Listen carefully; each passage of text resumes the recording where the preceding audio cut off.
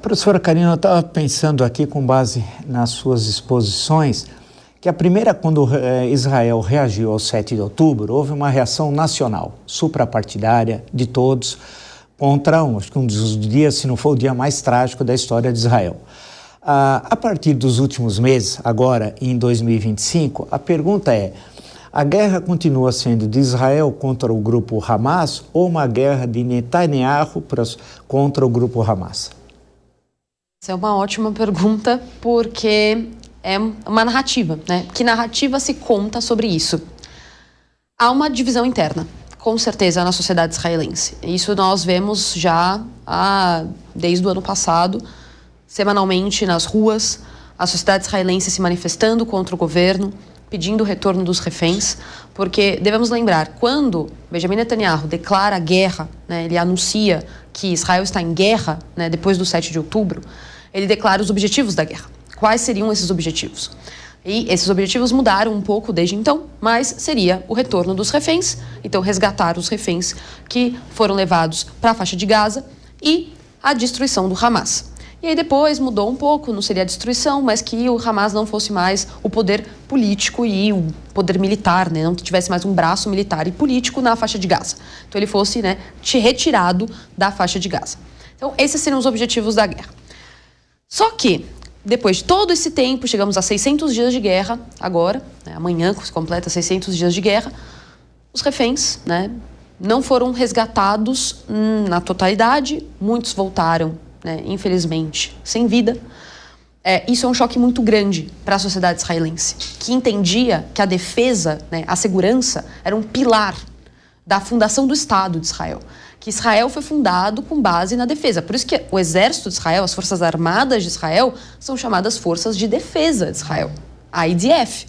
Não é chamado de forças armadas como a maior parte dos países. Por quê? Porque é uma noção de defesa, uma noção de proteção. E a função, então, é a proteção dos israelenses. E há questionamentos até do próprio 7 de outubro. Como que aquilo aconteceu? Como que foi permitido que aquilo acontecesse? Que foi o dia, né, como o professor Vila disse, né, o dia mais trágico da história de Israel, com o maior número de israelenses mortos, mais do que em guerras como a Guerra dos 6 Dias, que é a Guerra do Yom Kippur.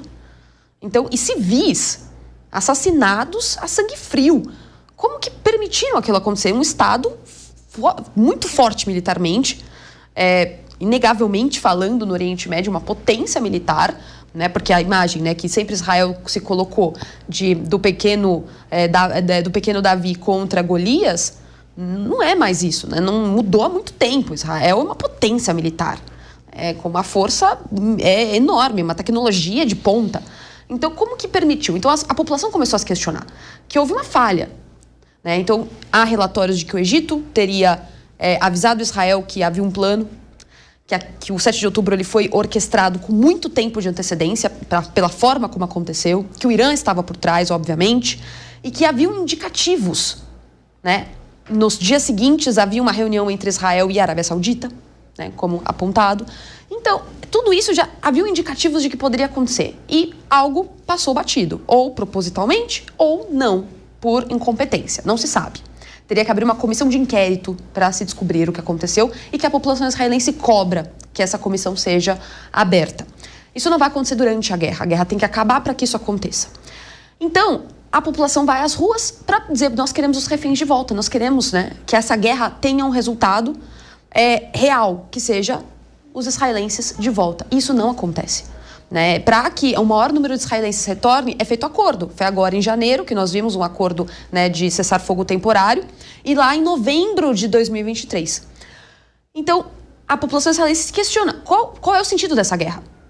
Por que, né, jovens israelenses estão morrendo, soldados israelenses estão morrendo, a população palestina está morrendo, a troco de quê? Então, essa é uma questão. O governo, obviamente, diz que é uma guerra de Israel contra o Hamas, mas a população hoje israelense, isso pesquisas de opinião pública já demonstram, né? Não é só uma interpretação, né? Já tem dados, né, concretos sobre isso. E a popularidade do governo só em queda. De que é um projeto político, que há um projeto de poder em curso, além de uma guerra de defesa. Começa com uma guerra de defesa, mas hoje vai além disso.